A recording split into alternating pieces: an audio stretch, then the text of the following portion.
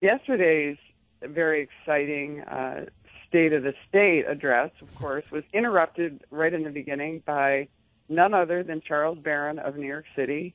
I don't know if you saw that. We did see it, and Claudia, in fact, we do have a clip right here of that incident. I taped him on my phone when he got up. I have it live from the audience. So I was going to say that's Charles Barron. He does that in the assembly.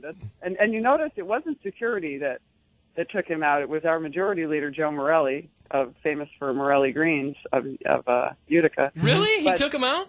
He's the one that walked out with them. Yeah, it wasn't the security. And then eventually the security came over to greet Morelli, and then he went back. But, Charles Barron loves to grandstand, and that's what he's famous for. But I didn't go to last year's State of the State address. I was watching it because I was down in New York City. I was taping a show for the Neil Cavuto show for Fox Business, so I missed it. But I watched it. I watched it from afar. But yes, interesting. The longest one. It was getting monotonous in there after a while because we were all sitting right out in front of them, going, "When is this going to end?" Right, and it's interesting. You brought up Charles Barron there, and the reaction from Governor Cuomo was interesting when he was yelling after the incident had occurred. We're going to play that for you here quickly, okay. Claudia. Listen in. We governed, we came together, we refused to be intimidated, and just because you yell doesn't mean you're right. He's yelling.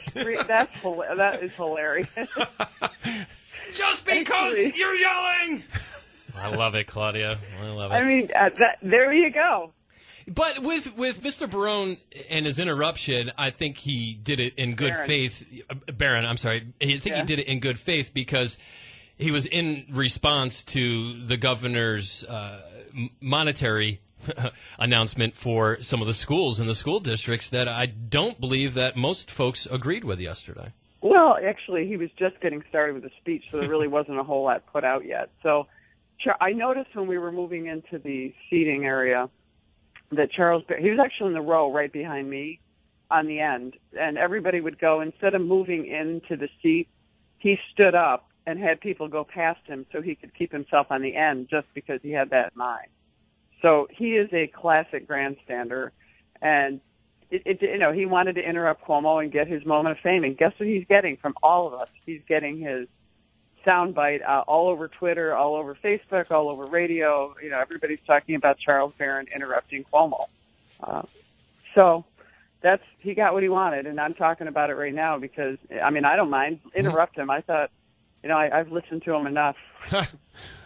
What about the ethics reforms that came up? It's the same old thing that everybody's been proposing, and we've been proposing a lot of those things. I don't agree with that the taxpayers should fund campaigns. That's ridiculous. It would be so expensive for taxpayers to imagine if we had to fund campaigns and get the kind of ethics that they have in New York City, because New York City has taxpayer-funded campaigns. So does that solve the problem of ethics reform? No, it's worse. So you have even more people in the system getting taxpayer money to be even more unethical. So, the one thing I do agree with him was the pension forfeiture, so he gets credit for that.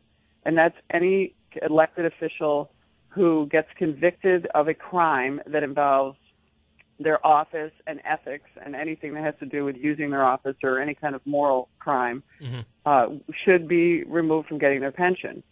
So I agree with him on that. That was a good point. A lot of his ethics reforms are things that have been around and around and around. I don't agree with a full-time legislature. He advocated for that. I don't think that's the problem. I think that'll only entrench you with more bureaucrats and more full-time people who are not going to make good decisions for the people of New York. And that's the biggest problem we have now, is these people don't have any understanding of how business works, how to create jobs, how it feels to be a suffering small business owner in New York State. They don't understand the stress and literally, the pound of flesh that comes out of a business owner when you're trying to make payroll, pay your bills, and survive in New York when the expenses are going up. And we have a state that has the highest tax burden of any other state in the nation. We have the second highest energy costs of any other state in the nation. We have the highest regulations of any other state. We have some of the highest debt that we carry as a state.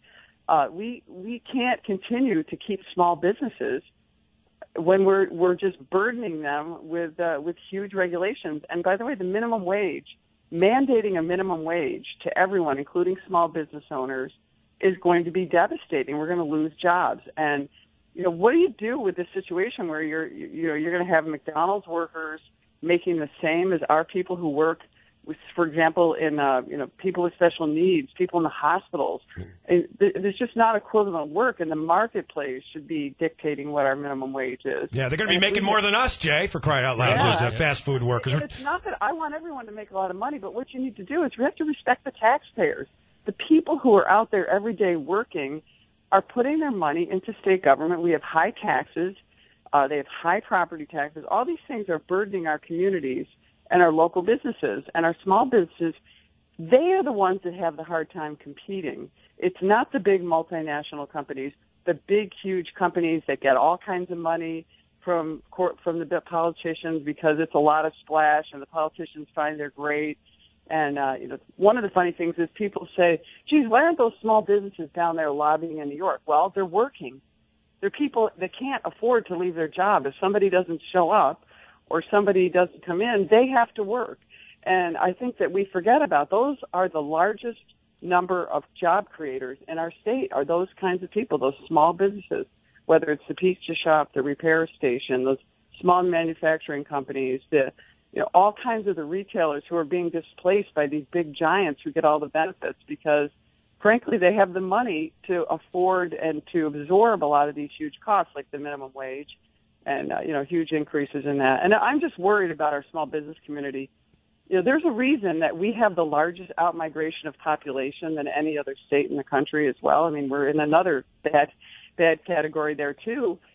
Since Cuomo was elected in 2010 and he took office in 2011, we have lost around 650,000 people.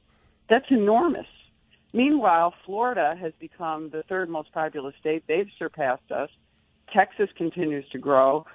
Indiana, some Midwestern states that are, putting in really sound economic policy are beginning to grow.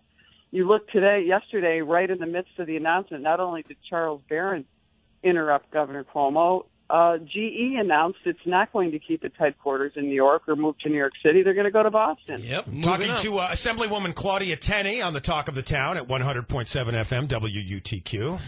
I know you had the issue. You talked about taxes. Excuse me. Spending, as you mentioned, I think in some of your sound bites and some of the posts that you put out there, the word billions with a B. We see in New York City the governor proposing $1 billion for the Javits Center, the Buffalo billion. It seems like more and more spending. And I know you questioned, where's it coming from? Well, yeah, where is it coming from? We are spending so much money. It's larger than the budget. So that means we're going to go into debt. We already have a huge amount of debt in New York State.